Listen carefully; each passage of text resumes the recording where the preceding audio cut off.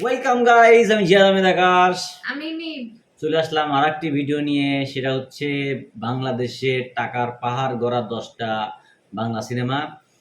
এই ভিডিওতে তুলে ধরা হয়েছে বাংলাদেশের ইতিহাসে সবচেয়ে বেশি আয় করা 10টি সিনেমা, যেগুলা দর্শকদের ভালোবাসা এবং বক্স অফিস দুইটা জায়গাতেই ঝড় তুলেছিল।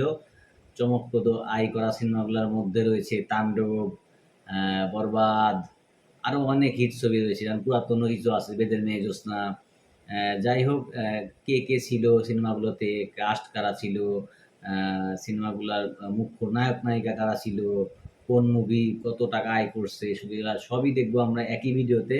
তো আসুন কথা না বাড়িয়ে ভিডিওটি দেখি। তার আগে বলে দেই যে চ্যানেল থেকে ভিডিওটি ছাড়া হয়েছে সেটা হচ্ছে চ্যানেল ইউনিক, আর চ্যানেলের লিঙ্ক আমি ডেসক্রিপশনে দিয়ে দিব, আর ভিডিও সোর্স লিঙ্কও আমি ডেসক্রিপশনে দিয়ে দেবো।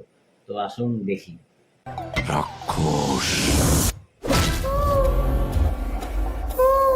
জমি উঠেছে। জঙ্গলি তাণ্ডব। বাংলা সিনেমা দিনে দিনে শুধু দেশেই নয়, আন্তর্জাতিকভাবেও জনপ্রিয়তা অর্জন করছে। বর্তমানে কিছু সিনেমা বক্স অফিসে বাজিমাত করছে এবং রীতিমতো ইতিহাস গড়েছে।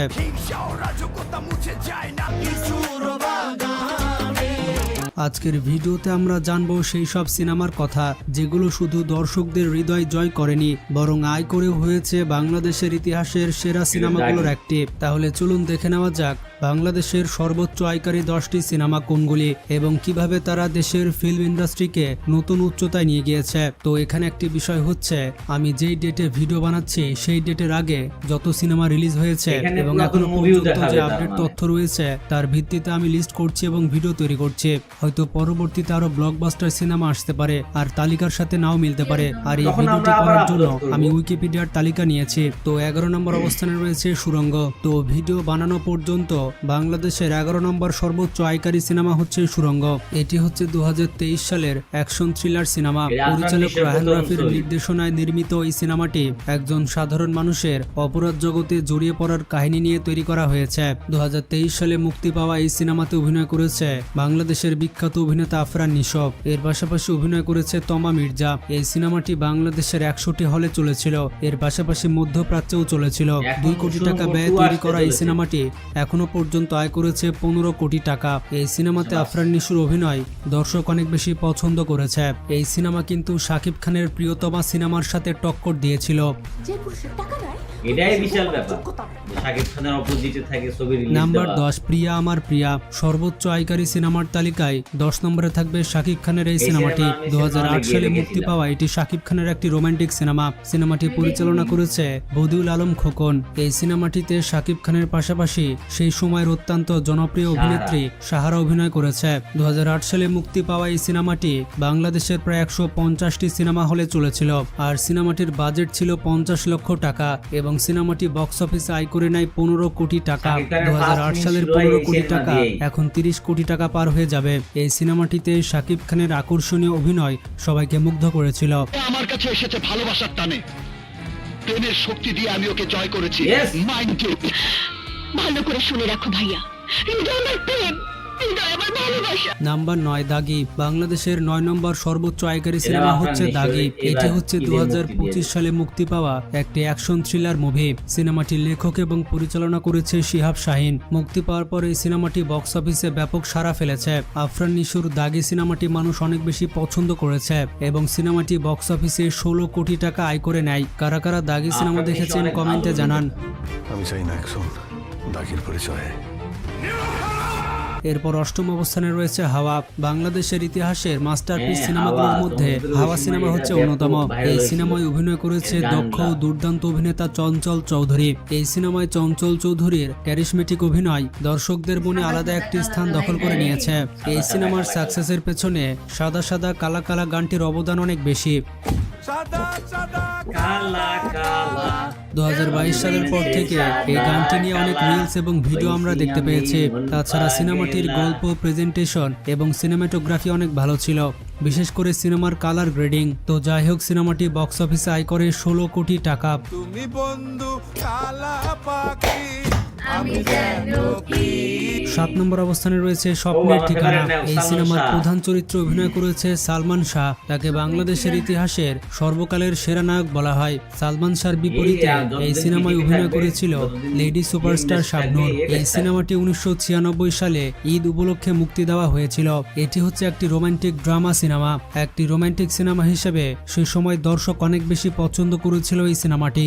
আর মুক্তি পাওয়ার পরপরই সিনেমাটি বাংলা সিনেমায় একটি নতুন মাইল ফলক যুক্ত করে দেয়। এই সিনেমাটি লাইফ টাইম 19 কোটি টাকা আয় করে এবং তৎকালীন 19 কোটি টাকা মানে বর্তমানে প্রায় 100 কোটি টাকার সমান, যেটা শাকিব খানের কোনো সিনেমা এখনো পর্যন্ত জেতমা জান। বাংলাদেশের ইতিহাসের 6 নম্বর সর্বোচ্চ আয়কারী সিনেমা হচ্ছে মান্নার আম্মাজান। এই সিনেমায় অভিনয় করেছে বাংলার কিংবদন্তি নায়ক মান্না। বাংলার ইতিহাসের ক্লাসিক সিনেমাগুলির মধ্যে অন্যতম সেরা সিনেমা হচ্ছে আম্মাজান। এটি হচ্ছে মান্নার ক্যারিয়ারের সবথেকে সেরা সিনেমাগুলির মধ্যে একটি। মজার ব্যাপারটি হচ্ছে এই সিনেমাটির প্রডিউসার ছিল ডিপজল এবং তৎকালীন সিনেমাটির বাজেট ছিল প্রায় 1 কোটি টাকা। 1999 সালে মুক্তি পাওয়া এই সিনেমাটি আয় করেছিল 20 কোটি টাকা।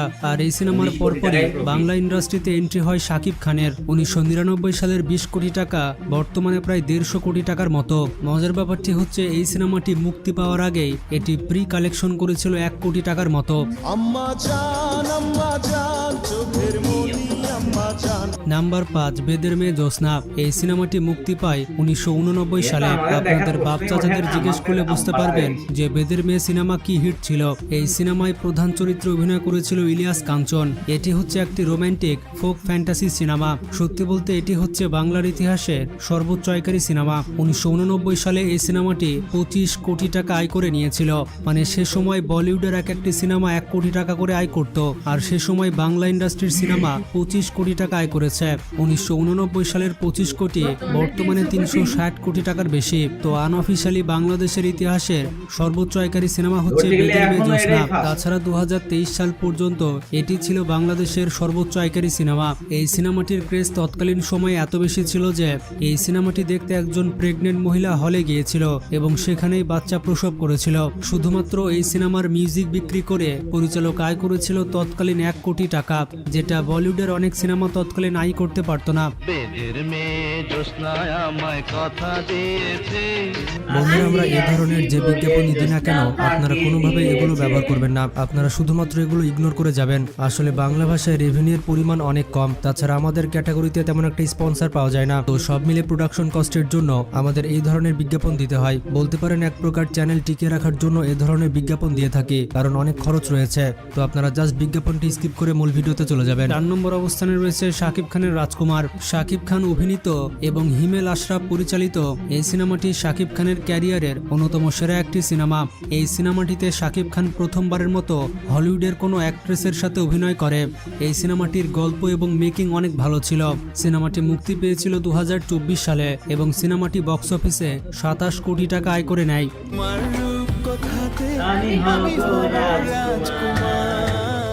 নাম্বার 3 প্রিয়তমা। বন্ধুরা, প্রিয়তমা হচ্ছে শাকিব খানের ক্যারিয়ারের একটি কামব্যাক সিনেমা। বলতে গেলে এই সিনেমাটি শাকিব খানের একটি টার্নিং পয়েন্ট, যার পর থেকে শাকিব খান যে সিনেমায় করছে হিট হচ্ছে। এই সিনেমার মাধ্যমে শাকিব খান ঢালিউড ইন্ডাস্ট্রিকে একটি অন্য পর্যায়ে নিয়ে গিয়েছে। এই সিনেমার শেষের দৃশ্যে শাকিব খানের অভিনয় মানুষকে কাঁদিয়েছে। এটি হচ্ছে 2023 সালের সেরা সিনেমা এবং সিনেমাটি লাইফ টাইম আয় করে 42 কোটি টাকা। এরই সাথে সিনেমাটি হয়ে গিয়েছিল ইন্ডাস্ট্রি হিট।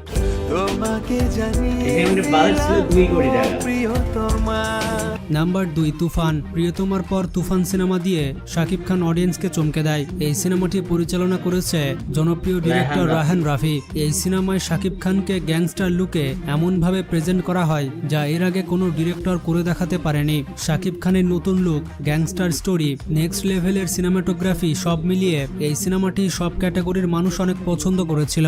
বিশেষ করে তুফান সিনেমার 2টি গান সবসময় বিয়েবাড়ির জন্মদিনে শোনা যায়। তুফান সিনেমার 2টি গান এপার বাংলা ওপার বাংলা 2 জায়গাতে ভাইরাল হয়। এই সিনেমাটি 2024 সালের সেরা সিনেমা এবং লাইফ টাইম সিনেমাটি 56 কোটি টাকা আয় করে নেয়। এই পরিমাণ টাকা আয় করে সিনেমাটি ইন্ডাস্ট্রি হিটে পরিণত হয়।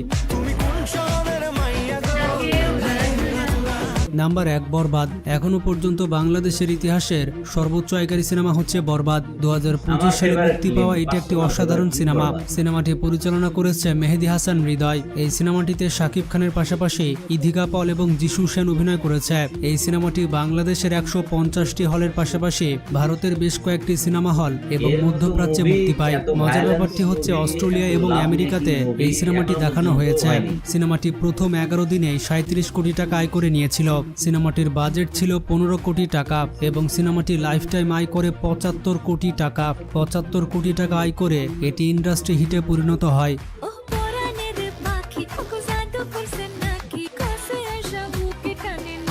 বন্ধুরা, বর্তমানে যেহেতু তাণ্ডব সিনেমা হলে চলছে তাই এটির অ্যাকচুয়াল আয়ের হিসাব এখনো পর্যন্ত আসেনি। তবে বিভিন্ন রিপোর্ট বলছে এই সিনেমাটি মাত্র 5 দিনে 10 কোটি টাকা আয় করে নিয়েছে এবং ধারণা করা হচ্ছে এই সিনেমাটিও অন্য সকল সিনেমার রেকর্ড ভেঙে দিবে। তো বন্ধুরা, এই তালিকার মধ্যে আপনার পছন্দের সিনেমা কোনটি কমেন্টে জানান। ভিডিওটি ভালো লাগলে বেশি বেশি শেয়ার করতে পারেন। ভালো থাকবেন, টেক কেয়ার।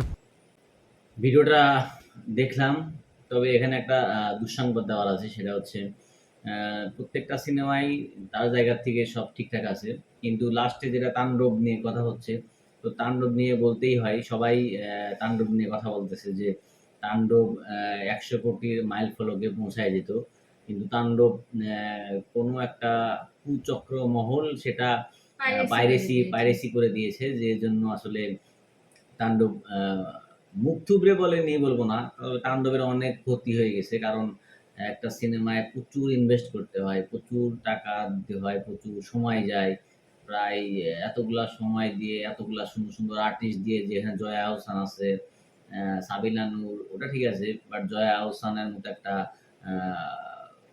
এত বড় একটা নায়িকা, তারপরে চঞ্চল চৌধুরী, সেলিম নাকি ওর নাম, সেলিম, হ্যাঁ সেলিম, তারপরে হচ্ছে আরো পরিচিত অনেক আছে, যারা আসলে ওদের শিডিউল নেওয়াই অনেক ছোট হয়ে যায়। তো তাদেরকে নিয়ে এত বিগ বাজেট একটা মুভি করলো রায়হান রাফি, আসলে এটা মোটেও ঠিক হয়নি। যারাই পাইরেসি করছে, আমরা তাদের মানে কি বলবো আসলে, প্রতিবাদ আর তীব্র নিন্দা জানানো ছাড়া আমাদের কিছু করার নাই। তবে আমরা তো একটা সাধারণ কন্টেন্ট ক্রিয়েটর, আমরা এটুকু বলতে পারি যে শাকিব খানকে যদি আরো সামনের দিকে আগায় যেতে হয়, তাহলে পাইরেসির দিকটা ভালোভাবে নজরে রাখতে হবে। বিশেষ করে একটা টিপস আমি দিতে পারবো এখানে, সেটা হচ্ছে বাংলাদেশে যতক্ষণ সিনেমাটি চলে ততক্ষণ পাইরেসি হওয়ার সম্ভাবনা ওইরকম থাকে না, কিন্তু যখন সিনেমাটা বাইরের দেশে চলে যায়, বাইরের দেশে যখন দিয়ে দেওয়া হয়, তখন এই পাইরেসি বেশি হয়। যেমন ইন্ডিয়ান সিনেমাগুলো যখন হলে চলে, আমরা কিন্তু এখানে দেখতে পারি, আমাদের বাংলাদেশে দেখতে পারি, ওদের কান্ট্রি ব্লক করা থাকে, হয়তো ওরা দেখতে পারে, কিন্তু আমরা ঠিকই দেখতে পারি। তো এইভাবেই ইস্যু একটা করা উচিত, যাতে বাংলাদেশের মানুষ দেখতে না পারে। ওখানে যদি আপনারা ডিস্ট্রিবিউশন দিয়েও দেন, আপনারা বলবেন যে কান্ট্রি হয়তোবা সবকিছু নজরে রাখতে, আর না হলে পরে কোনো একটা ব্যবস্থা করতে, যাতে পাইরেসি বন্ধ হয়ে যায়। কারণ পাইরেসি যদি চলতেই থাকে, আমাদের বাংলা ইন্ডাস্ট্রি অচিরেই ধ্বংস হয়ে যাবে। আর ভালো মানের সিনেমা এখন হচ্ছে, কালকে একটা ইন্টারভিউতে দেখলাম আমি, কাজল আরফিন অমি একটা নাটকের জগতের অনেক বড় একটা নির্মাতা, তিনিও এখন চাচ্ছেন আমাদের মেগাস্টার শাকিব খানকে নিয়ে সিনেমা বানাতে। আর অমির সিনেমা মানেই তো বুঝতেই পারতেছেন, ব্যাচেলার পয়েন্ট যেভাবে সিজন 5 পর্যন্ত আসছে, তো অমির মতো একটা ডাইরেক্টর যখন শাকিব খানকে গাইড করবে, তখন সেই সিনেমাগুলো আরো কত ভালো হবে। তো এখন যদি পাইরেসি বন্ধ না হয়, তাহলে সিনেমা ভালো করেও লাভটা কি? কারণ আমরা তো যে আগ্রহ নিয়ে যাব সিনেমা হলে, কিন্তু তার আগেই যদি প্রিন্ট আমরা পেয়ে যাই, আসলে পেয়ে গেলে পরে আর সিনেমা হলে টাকা খরচ করে কেন যাবে? এই ভিড় এত যাচ্ছে তো অবস্থা, এর মধ্যে কিভাবে যাবে?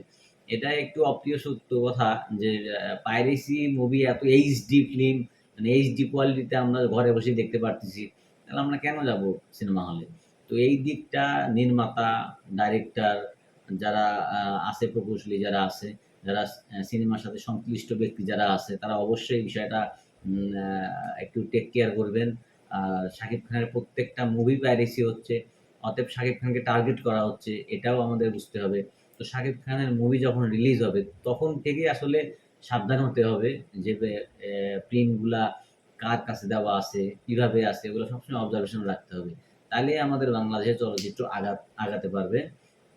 আর এখন বলি, আমরা যে ভিডিওটি দেখলাম সেখান থেকে আমার ফেভারিট হচ্ছে বরবাদ।